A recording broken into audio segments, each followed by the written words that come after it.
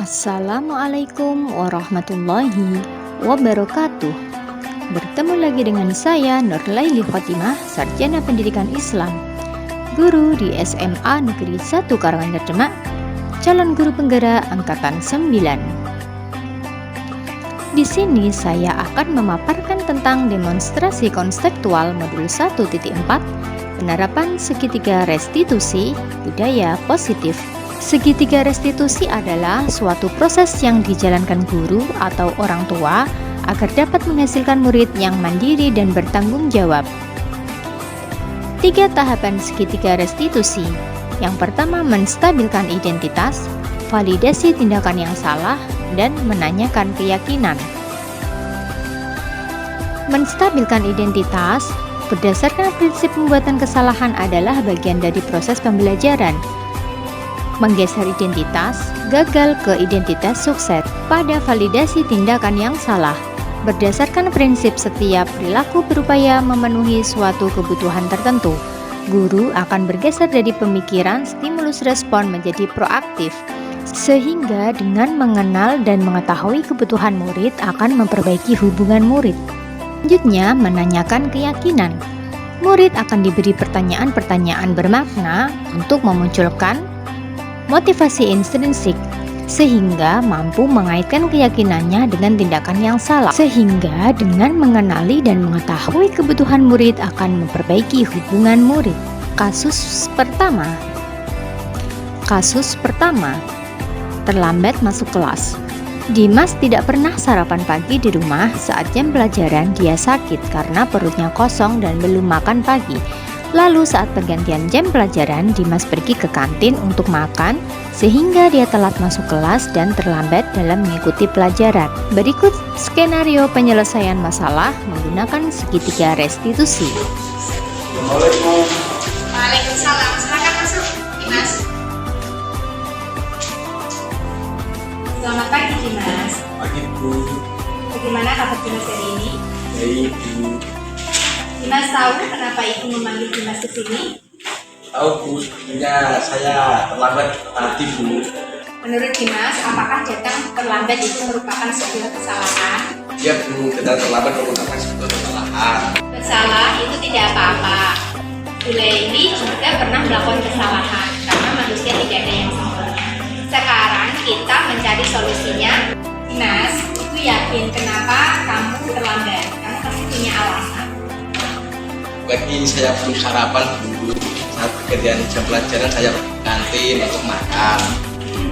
Memang kalau kita belajar itu dalam keadaan perut kenyang, ya. Tetapi kalau kamu tidak lama di kantin, itu juga akan merugikan diri kamu sendiri, Dimas. Kamu masih ingat dengan keyakinan kelas yang kita percaya? Ingat, Bu. Menurut Dimas, apakah makan di saat jam pelajaran itu merupakan suatu keyakinan kelas? Tidak, Bu. Saya masih belum bisa menghargai. Bagaimana kamu akan memperbaiki masalah kamu telat dan makan di kantin? Saya akan makan pagi. Kalau begitu, apakah Dimas bisa mengatasi masalah karena datang terlambat makan di kantin? Bisa. Saya akan sarapan setiap paginya, Bu. Kira-kira Dimas kapan akan memulai? Besok, Bu. Baik Dimas, terima kasih atas pembahasannya. Sekarang Dimas bisa memberi pengalaman yang pertama. Baik, Bu. Terima kasih. Dari 11.3. Terima kasih Ibu Guru telah mengajak saya berdiskusi untuk mencari solusi dalam permasalahan saya. Saya senang sekali sekarang sudah menemukan solusinya dan permasalahannya sudah selesai.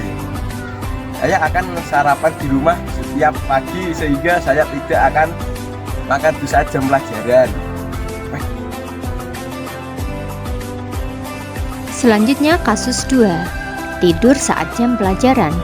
Humairah begadang main TikTok sampai larut malam, sehingga menyebabkan dia mengantuk dan tidur di kelas saat jam pelajaran dimulai. Assalamualaikum.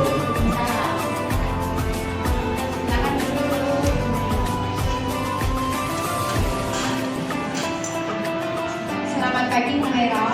Selamat pagi Bu. Bagaimana kabar Humairah hari ini? Alhamdulillah baik Bu. Humaira ibu panggil di sini? Tahu Bu, sepertinya karena saya tertidur di jam pelajaran tadi Bu. Menurut Humaira, apakah tidur di saat jam pelajaran itu merupakan suatu kesalahan? Iya, tidur di jam pelajaran merupakan sebuah kesalahan. Humaira, berbuat kesalahan itu adalah hal yang wajar karena Hulaili pun juga pernah melakukan kesalahan seperti itu. Manusia tidak ada yang sempurna. Sekarang, mari kita cari solusinya bareng-bareng ya. Iya Bu. Humaira, ibu yakin kenapa kamu terlambat? Pasti kamu memiliki alasan. Tadi malam saya bekerja bermain TikTok sampai larut malam Bu, sehingga saya tertidur di jam pelajaran. Memang bermain TikTok sampai larut malam itu memang mengasihkan ya. Tapi kalau itu kamu lakukan setiap hari sampai larut malam itu juga akan mengganggu kesehatan kamu, juga tidak baik. Kamu tentu masih ingat dengan keyakinan kelas yang kita percaya. Ingat Bu. Menurut Humaira, apakah tidur di dalam kelas saat jam pelajaran itu merupakan suatu keyakinan kelas kita? Tidak Ibu, saya masih belum bisa menghargai waktu karena saya tidur di saat jam pelajaran. Iya Humaira, kita harus tetap menghargai waktu.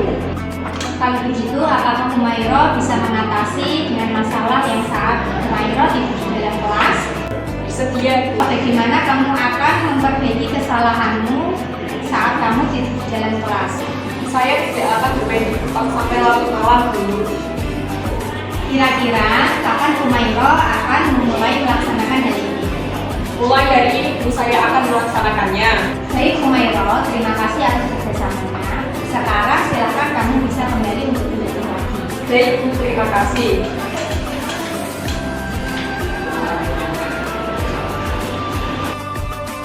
Assalamualaikum warahmatullahi wabarakatuh. Namaku Siti Gumeroh dari kelas 11-4. Saya mau berterima kasih kepada ibu guru yang telah mengajak saya berdiskusi untuk menyelesaikan permasalahan yang saya hadapi dan memberikan solusinya. Saya tidak akan main TikTok sampai larut malam sehingga saya tidak mengantuk saat di jam pelajaran. Sekian, terima kasih. Wassalamualaikum warahmatullahi wabarakatuh. Demikian skenario penyelesaian masalah menggunakan segitiga restitusi. Terima kasih telah menyimak video saya, semoga bermanfaat bagi kita semua. Jangan lupa bahagia, salam guru penggerak. Wassalamualaikum warahmatullahi wabarakatuh.